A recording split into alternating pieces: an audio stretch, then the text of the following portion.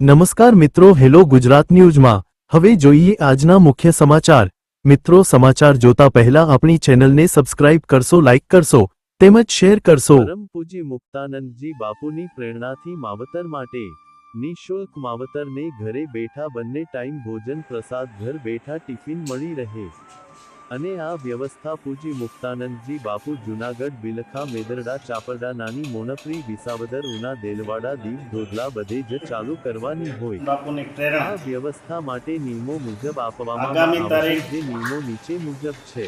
20મી April માવતરની વય મર્યાદા 65 વર્ષ જૂનાગઢ અથવા તો મહાનગર તેનાથી વધુ હોવી જોઈએ। બિલખા બિનવિકલાંગોને આ વય મર્યાદા વાળો નાની નિયમ લાગુ મોનપરી, પડતો નથી। વિસાવદર, આ સુવિધા તાત્કાલિક ફરેલ ગામમાં દેલવાડા, તારીખ દીવ, 4/2026 થી લાગુ આમ પાડવામાં કુલ આવશે। જિલ્લાના 10 સ્થાનો પર બપોરે દાળ ભાત શાક એકી રોટલી સાથે સંભારો 20મી સાથે એપ્રિલ કઢી ખીચડી શાક રોટલી 6 બંને ટાઈમ મહાદેવમાં છેલ્લા 4 વર્ષથી અન્નક્ષેત્ર અને બાપુએ ટિફિનની માવતર શબ્દ વ્યવસ્થા વાપર્યો ચાલુ છે।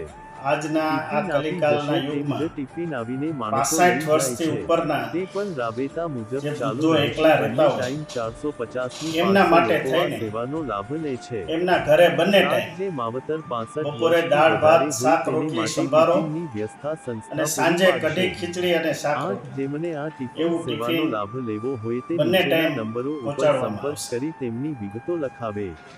આવા ઉમદા વિચારો તો સંતો મહંતોને જ આવે અને આમ પણ આ આપણી ગિરનારની પવિત્ર ભૂમિ છે। અહીંયા અનેક સંતો મહંતોએ એમની તપસ્યા, સાધના, આરાધના કરી છે।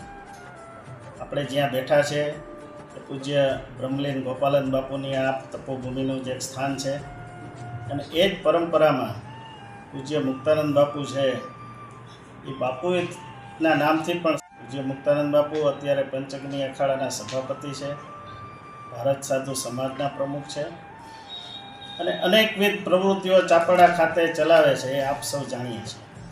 છેલ્લા ચાકંબરી સ્વરૂપ લઈને આ પૃથ્વીને જીવતી રાખી।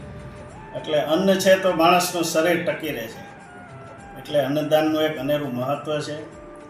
એટલે એનું ક્યાંય કોઈ બગાડ ન થાય કે આવી સેવાઓ જ્યારે શરૂ કરીએ છીએ ત્યારે એનો કોઈ ગેરલાભ ન લે અને જે જરૂરિયાતમંદ છે એના સુધી આ માહિતી પહોંચે, એના માટે આપ સૌ ઇલેક્ટ્રિક ને પ્રિન્ટ મીડિયાના માધ્યમથી આનો બહોળો પ્રચાર પ્રસાર કરીને આ સેવા કાર્યમાં આપ પણ નિર્મિત બનો। હેલો ગુજરાત ન્યૂઝ ચેનલમાં બધાને નમસ્તે। મિત્રો, તમો અમારી ચેનલને લાઇક કરશો, સબસ્ક્રાઇબ કરશો, શેર પણ કરજો। અમો આપને કાયમ અવનવા સમાચાર આપવા પ્રયત્ન કરશું। ફરી મળીશું।